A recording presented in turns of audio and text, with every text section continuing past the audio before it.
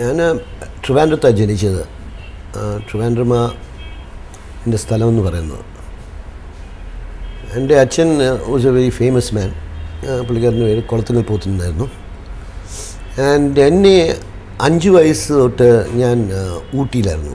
Lawrence school അപ്ഡേൽ എന്ന് പറഞ്ഞൊരു സ്കൂളായിരുന്നു. അപ്പോൾ 5 വയസ്സിൽ നമ്മളൊരു ബോർഡിംഗ് സ്കൂളിൽ പോയാൽ നമുക്കറിയാമല്ലോ അതിൻ്റെ you know how it is. I think firstly ആരും 5 വയസ്സ് ഈ ബോർഡിംഗ് സ്കൂളിൽ പോകരുത്. സോ അതെന്ന് പറയുന്നത് അത് ഇറ്റ്സ് എ ടോട്ടലി ഡിഫറെൻറ്റ് ഒരു അറ്റ്മോസ്ഫിയറാണ് അത്. ബട്ട് എന്നാന്ന് വെച്ചാൽ എന്നെ മോസ്റ്റ് എഫക്റ്റ് ചെയ്ത ഊട്ടി എന്ന് വെച്ചാൽ അതിൻ്റെ ഒരു ബ്യൂട്ടി ആയിരുന്നു. പിന്നെ ഒരു സെൻസ് ഓഫ് ഡിപ്പെൻഡൻസ്. നെവർ വേറെ ഒന്നുണ്ട് ദാറ്റ് സ്കൂൾ ഭയങ്കര റഫ് ആൻഡ് ടഫ് ആയിരുന്നു. It's almost A brutal experience Lawrence school എന്ന് പറയുന്നത്. എപ്പോഴും ഹംഗ്രിയാ, എപ്പോഴും നമുക്ക് പേടിയായിട്ടേ നമ്മൾ ജീവിക്കത്തുള്ളൂ അത്. But it gives you A good education in the sense that it makes you tough. നമ്മളെ എത്ര താഴെയാക്കിയാലും നമ്മൾ തിരിച്ചെങ്ങനെയെങ്കിലും ആ ഒരു സെൻസ് ഓഫ് ഫൈറ്റിംഗ് ബാക്ക് എന്ന് പറയുന്ന ഒരിത് കിട്ടും. അതായിരുന്നു ടിൽ മൈ സ്കൂൾ ഫൈനൽ. ഞാൻ ഊട്ടിയിലായിരുന്നു. പിന്നെ ഞാൻ ട്രിവാൻഡ്രത്ത് വരുന്ന ഈ 2 മാസം ഇടയിടെ ഈ ലീവിനൊക്കെ വരത്തുള്ളൂ. അപ്പോൾ എനിക്കൊരു സ്ട്രേഞ്ച് അറ്റ്മോസ്ഫിയറാണ് കേരള എന്ന് പറയുന്നത്. 5 വയസ്സിൽ ഞാൻ ഊട്ടി പോയിരിക്കുക. അവിടെ ഇംഗ്ലീഷും മൊത്തം കത്തിയും മുള്ളും. ഇവിടെ വരുമ്പോൾ ഒരു ടോട്ടലി ഡിഫറെൻറ്റ് ഇതായിരുന്നു. പക്ഷേ ഇത് 2 മാസം എന്ന് പറയുന്നത് അപ്പോൾ അങ്ങും ഇങ്ങും ഇല്ലാത്ത ഒരു എക്സിസ്റ്റൻസ് വരും. So what you call Indo Anglian. അപ്പോൾ ആഫ്റ്റർ സ്വാതന്ത്ര്യം എന്നൊക്കെ പറയുന്ന അപ്പോൾ ഫെസിലിറ്റീസ് വെരി ലിറ്റിൽ. അപ്പോൾ ഇംഗ്ലീഷ് പഠിക്കണം, ഇംഗ്ലീഷുകാരൻ മാതിരി ഇരിക്കണം. I don't know how much of that education ഇപ്പോൾ റെലവൻ്റ് ആണ്. ഇപ്പോൾ കൂടെ ഞാൻ മലയാളത്തിൽ സംസാരിക്കുന്നത് it's very difficult for me. ഞാൻ എപ്പോഴും ഇംഗ്ലീഷിൽ സംസാരിച്ചിട്ട് അത് ട്രാൻസ്ലേറ്റ് ചെയ്ത് മലയാളത്തിൽ എന്നാണ് പറയേണ്ടത്. ബട്ട് എനിക്കൊരു കംപ്ലയിൻസും ഇല്ല. പിന്നെ എൻ്റെ 15-ാം വയസ്സിൽ എൻ്റെ അച്ഛൻ മരിച്ചു. I was in school that time.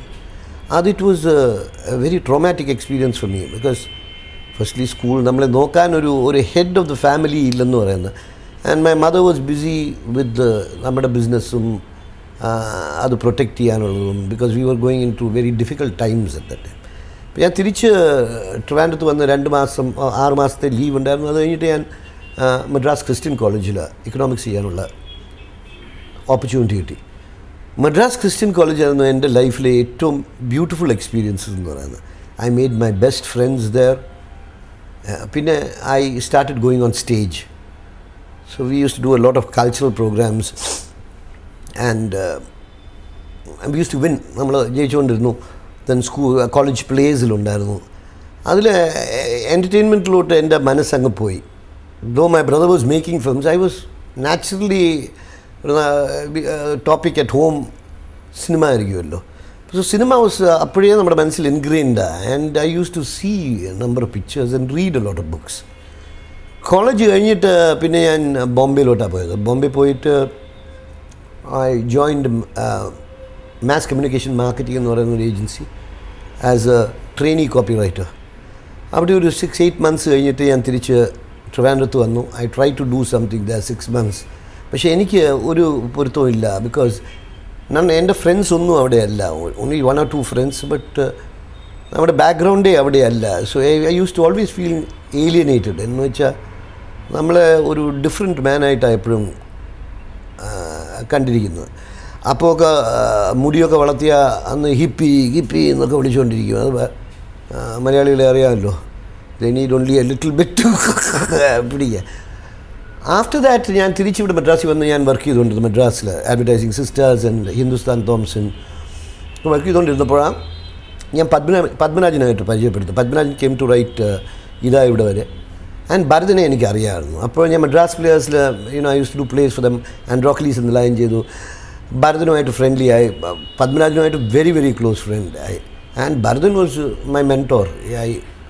ഇപ്പോഴും ഞാൻ പറയുന്ന is one of the greatest geniuses of Malayalam cinema. അത് കഴിഞ്ഞിട്ട് ആരവമുണ്ടായത്, പിന്നെ തകരമുണ്ടായത്. പിന്നെ after that one after the other it started. പിന്നെ ഞാൻ ആക്ട് ചെയ്യാൻ തുടങ്ങി സിനിമയിൽ. All the lessons in my life എനിക്ക് വളരെയധികം experiences ഉണ്ട്. Whether it is in love or whether it is in being famous and not being famous, പടം ഓടുന്നതും പടം പൊട്ടുന്നതും പടം എടുക്കുന്നതും പടത്തിൻ്റെ ലോസും ഞാൻ എല്ലാത്തിലും പോയിട്ടുണ്ട്. All these experiences are like when I went to Trivandrum, I had a bitter experience with my own family. When you don't have family, then you realize all these experiences have taught me a great lesson. It has taught me patience, and it has made me a better person. I cannot specifically name instances because these all experiences effective experiences were mostly very bad experiences, and those bad experiences have contributed to me to search within myself and find out what is wrong with me and get myself in order. അതൊക്കെ എന്നെ ഒരുപാട് help ചെയ്തിട്ടുണ്ട്. I've had a tumultuous life. In cinema, I was love married. I lived life. I was living life, every single second. ഞാനൊരു കെയർഫുള്ളായിട്ടോ ഞാനൊരു plan ചെയ്തോ ഞാൻ ഇങ്ങനെ ചെയ്താൽ ഇങ്ങനെയാവും അതെനിക്കില്ലായിരുന്നു. I'm only ഇപ്പോഴാണ് എൻ്റെ ആക്ച്വലായിട്ട് when I look back ഞാനിപ്പോൾ നോക്കുമ്പോഴാണ് എൻ്റെ ലൈഫ് റിയലി ആയിട്ട് തുടങ്ങുന്നതായിട്ട് എനിക്ക് തോന്നുന്നത്. ബിക്കോസ് എനിക്ക് അത്രയും എക്സ്പീരിയൻസ് ഉണ്ട് and I've seen it all.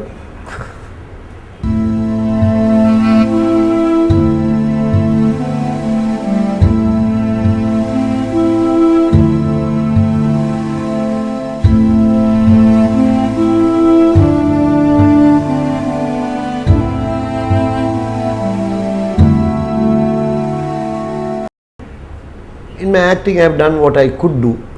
But ഞാനിപ്പോൾ തിരിഞ്ഞു നോക്കുമ്പോൾ even as A director the amount of compromises you do, അതെപ്പോഴും you have never reached or never done what you really want to do. പിന്നെ എൻ്റെ ഈ 5-year gap has really turned me around in cinema making. Because ഞാൻ advertising films ചെയ്യുന്ന I studied more about post production, what is possible in cinema എന്നൊരു ഇത് open ആയിപ്പോയി എനിക്ക്. So now when I make films, it will be totally different from what I did. എനിക്ക് അത്ര ഒരു God willing എനിക്കൊരു blessed gap കിട്ടി. ആ gap how I utilize in future will tell me. But when I look back on my work, it's not bad for a 5'6" fellow with glasses, knowing no language, or language or the other. Not bad. 75 films and 13-14 films direction. It's not a bad achievement at all. It's okay. In cinema, actor doesn't have that much of a prominence like on stage. Here I can manipulate everything of yours. ഒരു director എന്ന് പറയുന്നത് he's the puppet master. അപ്പോൾ പുള്ളിക്കാരൻ he gets the creative satisfaction. He sees the picture in his eye. He casts and he tells that story visually. അതിൽ കിട്ടുന്ന satisfaction വേറെ ഇതിലും കിട്ടത്തില്ല. Because you are the king. യാത്രാമൊഴി എനിക്ക് വന്നത് it came at a very different time for me. ഞാനപ്പം ട്രിവാൻഡ്രത്തായിരുന്നു. എൻ്റെ brother മരിച്ചിട്ടുണ്ടായിരുന്നു. I had a lot of problems there. In fact, it was the worst period of my life. അപ്പോൾ എനിക്ക് ഈ യാത്രാമൊഴി അപ്പോൾ വേറെ ഒരു പേരിൽ ഷൂട്ട് ചെയ്തുകൊണ്ടിരിക്കുകയായിരുന്നു ട്രിവാൻഡ്രത്ത്. ഞാൻ ലൊക്കേഷനിൽ പോയി. ഞാൻ ശിവാജി ഗണേശൻ സാറിനെ കാണാൻ പോയി. I am very close to him. അത് കഴിഞ്ഞിട്ട് എന്നെ മേനൻ വിളിക്കുന്ന ട്രിവാൻഡ്രത്ത്, നീ വാ ഇങ്ങോട്ട്, രാജീവ്നാഥിനെ മാറ്റി. ഞാൻ പറഞ്ഞു I can do the same story, അത് ഇറ്റ്സ് നോട്ട് എത്തിക്കൽ. ഇല്ലല്ല, കഥ കംപ്ലീറ്റ് മാറ്റി, എല്ലാം കംപ്ലീറ്റ് ആയിട്ട് ഇത്. അപ്പം ഞാൻ കേട്ടിട്ട് 4 ദിവസം കഴിഞ്ഞിട്ട് ഒരാഴ്ച കഴിഞ്ഞിട്ട് shooting. Script was being done. നമ്മൾ പോയി റിമെമ്പർ ന്യൂ ഇയർ ഇളയരാജ വെച്ച് ബോംബെ റെക്കോർഡ് ചെയ്തിട്ട് തിരിച്ചു വന്ന് നേരെ പൊള്ളാച്ചി പോയി ഷൂട്ടിങ് ആയിരുന്നു. ഒരു പാട്ടും ഒരു ഇതുമായിരുന്നു in the beginning. And zero budget എന്ന് പറയുന്നത് ഞാൻ പണ്ടത്തെ മോസ്റ്റ് അമ്യൂസിങ് സ്റ്റോറീസ് ഋതുവേദത്തിൽ ഒന്നുമില്ല. ഐ മീൻ യാത്രാമൊഴി എന്നാ ഒന്നുമില്ല, it's so bare so M T. അപ്പോൾ ശരി, ഒരു പ്രൊപ്പലർ വെച്ചിട്ട് നമുക്ക് കുറച്ച് കാറ്റൊക്കെ വിട്ടിട്ട് വി മേക്ക് ഇറ്റ് ലുക്ക് സൗണ്ടിലൊക്കെ കയറ്റി വിൽ ലുക്ക് ഗുഡ്. അപ്പോൾ ഞാൻ നേരെ പ്രൊഡ്യൂസറിൻ്റെ അടുത്ത് ചോദിച്ചു, can you provide me a propeller? ഈ ലിഫ്റ്റ്സ് അപ്പ് ധോത്തി അനുസരിച്ച് ഈ പ്രൊപ്പലർ എടുത്തു വന്നു. അത് ശരിയാകത്തില്ല, it's not big enough. It was terrible. And അത് കഴിഞ്ഞിട്ട് പടം തീർത്ത് കഴിഞ്ഞിട്ട് റിലീസ് ഡേറ്റിന് റിലീസ് ഫിക്സ് ചെയ്തിട്ട് I was having a very bad time. ഈ പറയുന്ന ഒരു ഏഴനാഴ്ചയുടെ മുഹൂർത്തമായിരുന്നു. Everyone was giving it to me. ആ സമയത്ത് it doesn't reach the theatre. ആരാണ്ട് ഇവിടെ കേസിട്ട്. പിന്നെ ഒരു വർഷം എടുത്ത് എൻ്റെ ഒരു പേഴ്സണൽ ഗുഡ് ഓഫീസസ് യൂസ് ചെയ്തിട്ട് ഞാൻ ശിവാജി സാറിൻ്റെ അടുക്കെ അവർക്കൊക്കെ കാശ് കൊടുക്കുക എല്ലായിട്ടൊക്കെ സ്പീക്ക് ചെയ്തിട്ട് I got it released. I lost money. എനിക്ക് കാശൊന്നും തന്നിട്ടില്ല. And I have never got any offers from Malayalam. It's a man who was the only person who was, ഇവരുടെ പേരുന്ന Thomson films. Only 3 films I have done in Malayalam. ഞാൻ മലയാളി ആയിട്ടും I never got any offers from there. I don't know. And my brother being the biggest producer there, I never got a single offer from there. എനിക്ക് കിട്ടിയ offers were 3 pictures that I made full use of. I am very proud of Ritubhedam. എനിക്ക് ഡേസിയും it was a part of me. And യാത്ര വഴി എനിക്കൊരു opportunity കിട്ടി to direct the great Shivaji Ganeshan and do a film with Mohanlal. Now എനിക്കൊരു വലിയ gap ഉണ്ട്. യാത്ര വഴി was my last film. എന്നിട്ട് I had to recover because firstly ഞാൻ ട്രിവാൻഡ്രത്തായിരുന്നു. I was tortured there. I was really made a fool of. And എനിക്ക് sickness ഉണ്ടായിരുന്നു. പിന്നെ then I was taken by one of my friends, Jacob Matthew എന്ന് പറഞ്ഞ very close friend of mine. And I stayed in his house and I recovered. I had so many things going on. അത് കഴിഞ്ഞിട്ട് it was a recovery process for me. Then I started doing ഞാൻ ad films ചെയ്യാൻ തുടങ്ങി. പിന്നെ then slowly I started doing yoga, getting myself in order. I focused.